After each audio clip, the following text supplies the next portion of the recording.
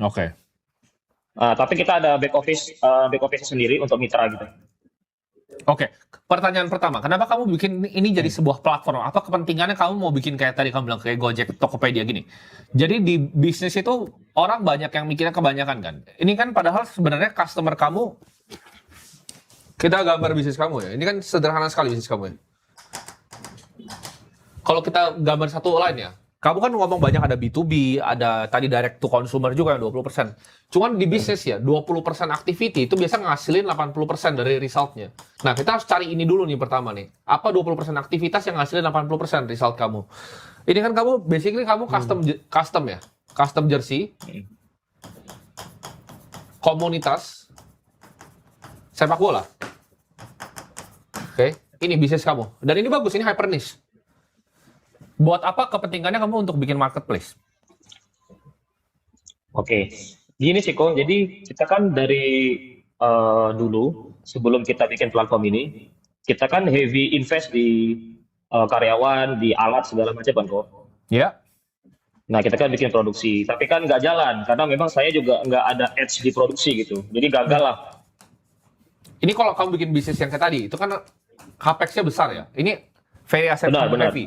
Ini akan dihitung kalau secara financial by ROA atau return on asset. Itu kamu akan cuma jadi 1-2% per tahun. Dan ini kamu ngebuang duit kamu. Yang kamu harus lakukan adalah ubah. Kan? Jadi sekarang asset light kan.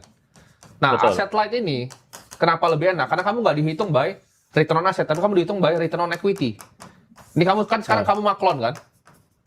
Benar. Nah, gimana cara kamu increase ini? Jawabannya adalah ini kan.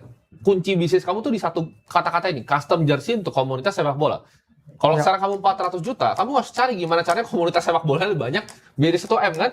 Mending duitnya daripada bikin platform buat ini ngendorse apa yang Kamu mending cari, kamu mending bayar sales orang untuk iya, keliling, cari KOL komunitas. KOL ini boleh yang Iya. suka ngomongin Itu bola. jebakan Nah, yang iya lebih kok. besar loh kamu. Kalau kamu bilang kamu bikin tadi ada trackingnya dan lain-lain, nggak ada yang peduli. Mereka mau tahu tanggal berapa jadi bajunya. Kecuali dia kamu mau ini bikin startup mau exit gitu atau gimana? Ada Kalau nggak plan gini kah? sih kok, sebenarnya platform ini berdasarkan dari keresahan kami juga gitu waktu jalanin bisnis ini, karena banyak kayak customer kan mereka suka tanya-tanya nih kapan selesai segala macam. Nah jadi kami bikin sistem tracking itu untuk tahu kan, itu kan connect ke produksi juga ke vendor mitra Betul. kita gitu. Terus untuk yang reseller itu kok, itu resellernya sebenarnya sales kita kok, sales Ya. brand kita sendiri. Nah jadi dibanding kita buka-buka cabang, saya udah pernah coba juga dan gagal juga gitu. Saya nggak ada ads juga di operasional begitu. Jadi saya mending handle mitra-mitra gitu kok. Jadi Ya, betul, mereka itu benar. nggak ada capex. Berarti kan game kamu Jadi, cuma Pak, satu. Game kamu cuma satu. Kamu nggak ada constraint di produksi yang kamu maklon. Game kamu ini Benar. cuma mencari sebanyak-banyaknya mitra. That's it kan? benar kok, benar. Jangan waste time. Jadi gini. Oke. Maksudnya tuh gini. Kalau kamu bikin apa namanya? Tadi ya, kamu bikin tag kan. Ini waste of time. Ya, ini nggak penting. 2, kamu mau mikir tadi ada B2B, D2C. Ini waste of time.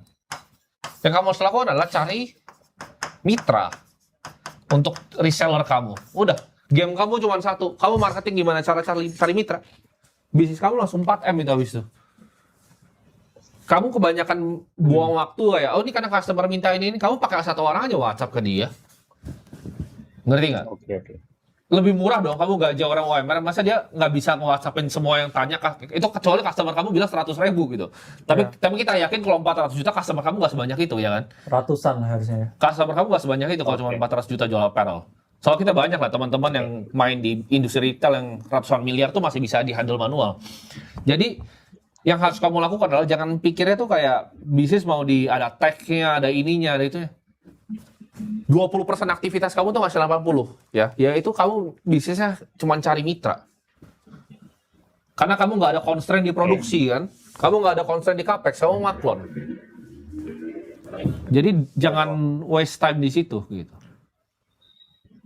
Jangan Oke. terjebak di mental Apa ini? startup. Mental gitu. Silicon Valley ini Iya, ya. mental Kita sebutnya. Silicon Jadi gini, Valley. zaman sekarang orang suka begitu, dikit-dikit, oh apa ya yang di tech enabled? Kayak Setiap kali zaman dulu. biasa ini ditabrakin sama AI. gitu. Iya, terus ada AI-nya. Nah, betul. Iya. Jadi biasa tech enable terus ada AI. Padahal kan lu jual custom jersey ke komunitas sepak bola. Iya. Don't make it complicated Ya gitu. jual kaos bola lah Iya. gitu kan. Cari mitra. Kamu mungkin jualan di dekat stadion lebih Iya. banyak tuh omsetnya. Jadi jangan di tech enable dulu gitu. Itu bisnis kamu belum level yang kamu harus kayak bikin vertical Betul. software as a service dari ujung ke ujung end produksi sampai ke depan. Itu cuma akan buang duit, buang waktu. Kalau tadi constraint lu bilang, karena itu keresahan lu, karena customer tanya, ya udah CS gaji ini OMR balesin, gitu. Banyak cara simple. Lu harus bisnis tuh harus keep it tapi simple. kan banyak juga ada yang mereka masih konsultasi harga segala macam, pengen visit juga mau lihat. Nah, Betul. jadi kalau zaman dulu itu memang sebelum ada kayak sistem reseller gini kok, itu memang nggak ke-handle gitu kok. Terus dari vendor kita juga kan beda SOP nih. Nah, makanya dari sistem ini kita samain gitu SOP-nya gitu. Dari mulai pattern-nya, dari mulai lead time-nya, itu semua dari standar kita. Yes, betul. Jadi kalau nggak ada, udah kalau bikin nggak ini ada, udah jadi kalau kan? nggak ada, udah jadi kok. Nah, udah jadi, udah nggak usah lu urusin lagi gitu. Nggak usah lu urusin di Oke, bagian kok. situnya. Yang lu harus cari adalah sekarang gimana Ya. caranya lu ketemu mitra. Akuisisi customer juga ya. Ya, caranya ketemu Nah, mitra gimana? benar. Nah, ini yang saya Namanya apa mau tanya juga sih? sebenarnya. Instagramnya apa? Instagramnya ada yang tanya ini. Pobo, ada Pobo Indonesia dan Pobo Singapura, ada dua. Kobo. Gimana spellingnya? POBO. POBO. Iya, Pobo. ada yang Indonesia sama ada yang Singapura. Iya benar. Pobo apa Instagramnya? Pobo Indonesia coba cari. Pobo Indonesia dan Pobo Singapura. Oh ini. Nah ini custom sport apparel. Nah berarti kamu dapat leads-nya. Kita ngomonginnya, gue udah nggak mau ngomongin yang lainnya karena tadi udah jelas menurut gue. Cari mitranya gimana sekarang? Siap.